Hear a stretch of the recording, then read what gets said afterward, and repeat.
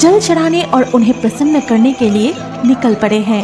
भोले बाबा पार करेगा, इतनी सुंदर पार करेगा। ओम बम हर हर महादेव, हर हर महादेव। भोले बाबा पार करेगा, जटाधारी पार करेगा। हर हर महादेव, हर हर महादेव। छोटे से बड़े, जवान से बूढ़े सभी एक साथ मिलजुल कर तारकेश्वर की ओर आगे बढ़ते जा रहे हैं। दूर दूर से भक्तगण पैदल चल के यहाँ आते हैं अपनी मनोकामना पूर्ण करने के लिए। जाओ बासुकीनाग, जाकर अभी उस लड़के के पैर से सारा विष निकाल दो। फिर बासुकीनाग वहाँ जाकर उस लड़के के पैर से सारा विष निकल लेता है। सारे वक्त आश्चर्यचकित होकर उस अलौकिक घटना को देखते रहते हैं और तुरंत ही वो लड़का स्वस्थ हो जाता है। श्रावण के महीना, इस समय मौसम भिन्न प्रकार का होता है। कभी हल्की हल्की बारिश होती है, कभी तेज धूप से जान निकलने की नौबत आ जाती है और कभी कभी आसमान में बादल छाए रहते हैं। कहा जाता है कि ये श्रावण का महीना भगवान शिव जी का ही महीना है, अर्थात देवादिदेव महादेव के जन्म का महीना है। इसीलिए लाखों भक्त बाबा के सिर पर का बेटा उसे पकड़कर ले जाता है। लेकिन अचानक अंधेरे में घास के बीच उसका पैर एक सांप की पूंछ पर पड़ता है। फिर वो सांप क्या हुआ बेटा, तुझे ये क्या हो गया बेटा? इतने में बुढ़िया की बेटे के मुंह से झाग निकलने लगता है। तब एक व्यक्ति कहता है, अरे इस लड़के को सांप ने काट लिया है, उधर देखो वो सांप जा रहा है। ये मेरा क्या सर्वनाश हो गया। तरह दिन की रोशनी पार करके धीरे धीरे शाम हो जाती है और तभी एक बुढ़िया, भोले बाबा पार करेगा, त्रिशूलधारी पार करेगा। अरे बाप रे, मैं बहुत थक गई हूँ। तब उस बुढ़िया का बेटा कहता है, माँ, मैंने तुम्हें कितनी बार मना की है, इस उम्र में तुम्हें अब नहीं आना चाहिए। तुम मेरी कोई बात नहीं मानती, मैं तो अकेला ही आ जाता। नहीं रे बेटा, जब तक महादेव बुला रहे हैं तब तक जाऊंगी। बाबा ना बुलाए तो कौन जा सकता है। ठीक है, अब तुम उस जगह पर बैठ के थोड़ा आराम कर लो, फिर हम आगे चलेंगे। फिर बुढ़िया, हे भोलेनाथ, तुम्हारी ये कैसी लीला है। इतनी दूर से मन में भक्ति लेकर तुम्हारे पास जल चढ़ाने जा रही थी और वहाँ जाते हुए ऐसी मुसीबत। रक्षा करो भोलेनाथ, मेरे बेटे को बचा लो, तुम मेरे बेटे को बचा लो। तब स्वर्ग में बैठे महादेव कहता है, तुम्हारी श्रद्धा और भक्ति देखकर मैं प्रसन्न हूँ। मैं अपनी किसी वक्त या यात्री को कभी निराश नहीं होने दूंगा। सभी मुसीबतों में ढाल बनकर तुम्हारे साथ रहूंगा। जाओ बासुकीनाग, जाकर अभी उस लड़के के पैर से सारा विष निकाल दो। महादेव के आदेश अनुसार बासुकीनाग महादेव के गले से निकलकर धरती पर उन वक्त के पास आता है। तभी सांप को देख एक व्यक्ति ने कहा, देखो एक और काला सांप आ रहा है, जल्दी इसे मार डालो, नहीं तो फिर किसी को काट सकता है। नहीं, इस सब को मत मारो, ये सांप देखने में अलौकिक लग रहा है, जरूर प्रभु नहीं भेजा होगा। फिर बासुकीनाग वहाँ जाकर उस लड़के के पैर से सारा विष निकल लेता है। सारे वक्त आश्चर्यचकित होकर उस अलौकिक घटना को देखते रहते हैं और तुरंत ही वो लड़का स्वस्थ हो जाता है। जय भोला। मैं तो ट्रेन पकड़ के घर जाने की सोच रहा हूँ। हाँ भाई, तुम लोग जाओ, मैं भी राहुल के साथ घर लौट रहा हूँ। ये तू क्या बोल रहा है रे? महादेव को जल चढ़ाने निकले हैं, आधे रास्ते आके घर लौट जाएंगे? ये नहीं हो सकता, इससे बाबा रुष्ट होंगे। चल ना, हम लोग धीरे धीरे चलते हुए ठीक पहुंच जाएंगे। मेरे मन में जो सच्चा भक्ति है, भोलेनाथ उससे ही संतुष्ट हो जाएंगे। मंदिर तक पैदल चल के जल अब नहीं चढ़ा पाऊंगा, मुझसे और नहीं होगा, मैं यहाँ से ही घर लौट रहा हूँ।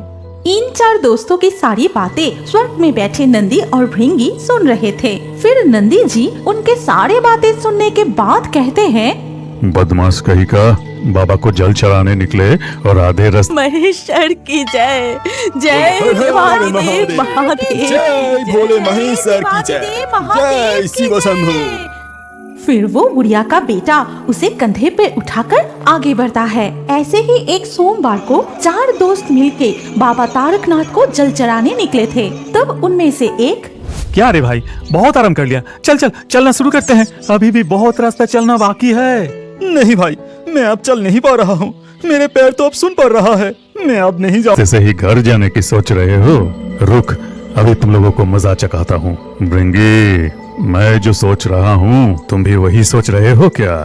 फिर चाय की दुकान पर बैठे 4 दोस्त अचानक अपने पीछे से एक भयानक आवाज सुनते हैं। ये किसकी गरजने की आवाज रे? अरे पीछे देखो, 2 पागल सांड। वो सांड तो हमारी तरफ ही आ रहा है। फिर वो सांड उन्हें दौड़ाने लगते हैं और वो 4 दोस्त तेजी से वहाँ से भागने लगते हैं। भागो, अरे बचाओ, बचाओ, भागो, भागो, भागो, भागो। वो दिशाहीन होकर कभी मैदान के ऊपर से तो कभी रास्ते से दौड़ने लगते हैं, लेकिन सांड उनका पीछा नहीं छोड़ता। इस तरह वो जिधर जाता है वो सांड उसका पीछा करते हुए वहाँ ही पहुँच जाता है। फिर वो जब थककर एक जगह रुके तब वो चारों सिर उठाकर देखा कि वो बिल्कुल मंदिर के गेट के सामने खड़े हैं और पीछे मुड़कर देखा तो तब वो सांड उनके पीछे नहीं था। 4 दोस्त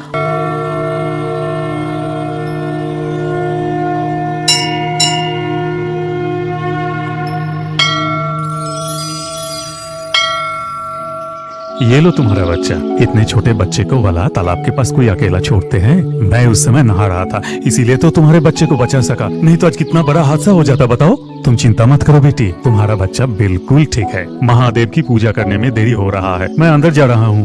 फिर वो व्यक्ति तालाब के घाट से मंदिर के अंदर चला जाता है। बच्चे की माँ बस उसकी तरफ देखते ही रहती है। फिर एक पुजारी पूजा करने के लिए मंदिर में प्रवेश करता है और मंदिर के अंदर देखता है कि वहाँ वो व्यक्ति नहीं है। मंदिर पूरा आश्चर्यचकित होकर एक दूसरे की ओर देखते रहते हैं। उधर तब मंदिर के तालाब में माँ, क्या मैं इस तालाब में से नहा के आऊँ? तालाब को देखकर मुझे बहुत नहाने का मन कर रहा है।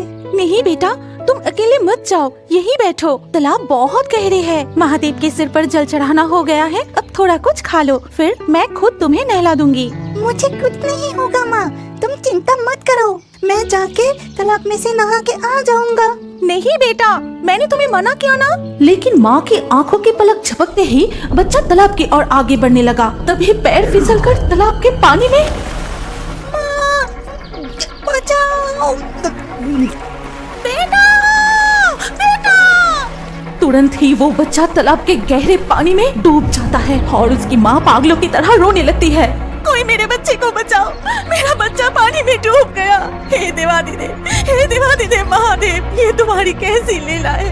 तुम्हारे आशीर्वाद से ही तो मुझे बेटा मिला था, फिर आज क्यों मेरी गोद खाली कर दी है तुमने? अगर अब सच में वक्त के भगवान हो तो मेरे बेटे को लौटा दो भगवान। ठीक उसी वक्त अचानक पूरा खाली। हर हर महादेव, जय महादेव का जय, जय भोलेनाथ, जय भोलेनाथ का जय। हर हर महादेव, बोलो बोलो जय महादेव का जय। इस तरह हर श्रावण के महीने में लाखों भक्त बाबा तारकनाथ के सिर पर जल चढ़ाने आते हैं और हर वक्त की मनोकामना पूरी भी होती है। आज से बहुत साल पहले की बात, हुगली जिला की तारकेश्वर में उत्तर प्रदेश की राजा विष्णुदास एक बड़ा सा महल बना के उनके परिवार के साथ रहने लगे थे। राजा विष्णुदास की एक प्यारी सी गाय थी जिसकी नाम थी कपिला, और राजा विष्णुदास की भाई भरमल राव हर रोज जंगल में कपिला को घुमाने के लिए ले जाता था। लेकिन कपिला हर रोज ही अचानक से जंगल के अंदर कहीं भाग जाती थी। ऐसी घटना हर दिन घटते देख भरमल राव एक दिन कपिला के पीछे जाते हैं। ए कपिला, कहाँ जा रही हो? रुको, मैं कहता हूँ रुको। लेकिन कपिला दौड़ती रही और कुछ दूर जाने के बाद भरमल राव उसे देख नहीं पाए। फिर वो थककर एक पेड़ के नीचे बैठकर सो गया। जब वो नींद से जागता है, देखता है कि कपिला उसके सामने खड़ा है। ऐसे ही दिन बीतते रहे। राजा विष्णुदास ने देखा कि कपिला दिन व दिन दूध देना कम करती जा रही है, तो उन्होंने चिंतित होकर अपने भाई भरमल राव से कहा, ये सोचने की बात है, कपिला की स्वास्थ्य एकदम ठीक है, फिर भी दिन ब दिन दूध देने की मात्रा कम क्यों हो रहा है? ऐसे तो नहीं होना चाहिए। तब उनके भाई ने उन्हें सारी घटना बताई। ये सुनने के बाद राजा विष्णुदास ने कहा, ये क्या बोल रहे हो? कपिला के दूध क्या जंगल में कोई चोरी कर रहा है? कल जाके ये देखना पड़ेगा। अगले दिन राजा विष्णुदास अपने सैनिकों और गांव वालों के साथ जंगल में गए और वहां जाके उन्होंने जो देखा वो आश्चर्यचकित रह गए। राजा ने देखा कि कपिला जमीन से आधी निकली हुई एक पत्थर के सामने खड़ा है और कपिला उस पत्थर के ऊपर अपना दूध दे रही है। और ये देख सारे गांव वाले बहुत ही आश्चर्य हो जाते हैं। इसके बाद मिट्टी खोदकर उस पत्थर को उठा ले आते हैं। फिर राजा ने उस पत्थर को अपने महल में लेकर गए और उसी रात राजा सपने में देखते हैं, विष्णुदास जागो, विष्णुदास जागो, उस पवित्र पत्थर में मैं हूँ। मैं तुमको आदेश देता हूँ, तुम यहाँ मेरे एक मंदिर बनाओगे जिसका नाम होगा बाबा तारकनाथ का मंदिर, और तुम ही बनोगे मेरे मंदिर का मुखिया पुजारी। और इस मंदिर के नाम से ही इस स्थान को तारकेश्वर नाम से जाना जाएगा। ऐसे मैं जरूर जाऊंगा देवी, मैं मेरे वक्त को कभी निराश नहीं करता। इतना कहकर महादेव वहाँ से अदृश्य हो गए और बुढ़िया के पास जाकर बोले, बुढ़िया, ओ बुढ़िया, इस उम्र में तुम बाबा को जल चढ़ाने के लिए निकले हो? इस उम्र में क्या ये सब करना ठीक है? अब सुनो, मैं कहता हूँ मेरे कंधों पे चढ़ जाओ, मैं तुमको ले जाऊंगा बाबा के मंदिर तक। कौन हो तुम? ऐसे भोले बाबा की तरह सजे हो? अच्छा समझी, तुम बहरूपिया हो। हाँ, तुम जो सोच रही हो वही हूँ। अब जल्दी मेरे कंधों पे चढ़ जाओ, बहुत दूर जाना है। फिर महादेव ने बुढ़िया को अपने कंधे पर उठाया और जब वो मंदिर के सामने पहुँचा, उसे कंधे से उतरकर कहा, जाओ बुढ़िया, अब तुम भोले बाबा को अच्छे से पानी चढ़ाओ। ये सपने देख राजा जाग जाते हैं और अगले दिन से ही उन्होंने मंदिर बनाने की काम शुरू कर दिए और इस तरह बाबा तारकनाथ के मंदिर की स्थापना हुई और राजा विष्णुदास उस मंदिर के मुख्य पुजारी बने। इसके बाद कई वर्ष बीत गए। बाबा तारकनाथ की महिमा की चर्चा देश विदेश तक फैलने लगे। आज भी श्रावण माह में लाखों भक्त दूर दूर से अपनी मनोकामना पूरी करने के लिए बाबा के मस्तक पर जल चढ़ाने आते हैं। भोले बाबा पार करेगा, त्रिशूलधारी पार करेगा, बम बम तारक भोले बाबा पार करेगा, जटाधारी पार करेगा, हर हर महादेव, हर हर महादेव। यहाँ कुछ लोग बाबा को जल चढ़ाने जाते हैं बीमारी से राहत पाने के लिए, कोई अपने नवजात बच्चे की मंगल कामना करने के लिए, तो कोई पति पत्नी अपने एक संतान प्राप्त के आशा में जाते हैं। इस तरह एक दिन एक बूढ़ी औरत बाबा तारकनाथ को जल चढ़ाने के लिए जा रही थी। ए भोले बाबा पार करेगा, त्रिशूलधारी पार करेगा। लेकिन कुछ दूर जाने के बाद बुढ़िया चल नहीं पाई और सड़क के किनारे बैठ गई। इतने भीड़ में भी कोई उसे मदद नहीं कर रहा था। तभी वो बुढ़िया रोते हुए अपनी भोले बाबा को शरण करने लगी। हे भोलेनाथ, मैं और नहीं चल सकती बाबा, मुझे शक्ति दो प्रभु। मैं तुम्हें जल चढ़ाने की बात 2 आंखें बंद करूंगी, तभी जाके मुझे शांति मिलेगी। जय बाबा भोलेनाथ की जय। इधर स्वर्ग में बैठे महादेव और माता पार्वती ने सारी घटना देखते हैं। तभी माता पार्वती ने बोली, स्वामी ये आपकी कैसी लीला है? आपका एक भक्त पुण्य प्राप्त के लिए, आपको जल चढ़ाने के लिए बहुत दूर से आया है और आप अपने उस भक्त को इतना कष्ट सहते देखकर भी नहीं जाएंगे? बोलिए ना प्रभु। तभी बुढ़िया ने अपने थैले से 2 रुपए निकाले और जब उसे देने गए, ये ले बेटा, ये 2 रुपया तू रख। अरे ये क्या? वो कहाँ गया वो लड़का? तो क्या वो? जय जय भोले बाबा की जय, जय भोले बाबा। बाबा तारकनाथ के माथे पे लाखों भक्त दूध और पानी चढ़ाने लगे। इधर दिखा जाता है कि मंदिर के बाहर कुछ छोटे बच्चे अत्यधिक भूख से जोर जोर से रो रहे हैं और सारे वक्त यंत्र को रो रो कर कह रहे हैं, हमें कुछ खाने के लिए दो ना, बहुत दिनों से मैं भूखा हूँ। तुम लोगों को मैं क्या खिलाऊंगी? हट जाओ यहाँ से, मुझे बिल्कुल मत छूना। तुम सब गंदे जगह पर रहते हो।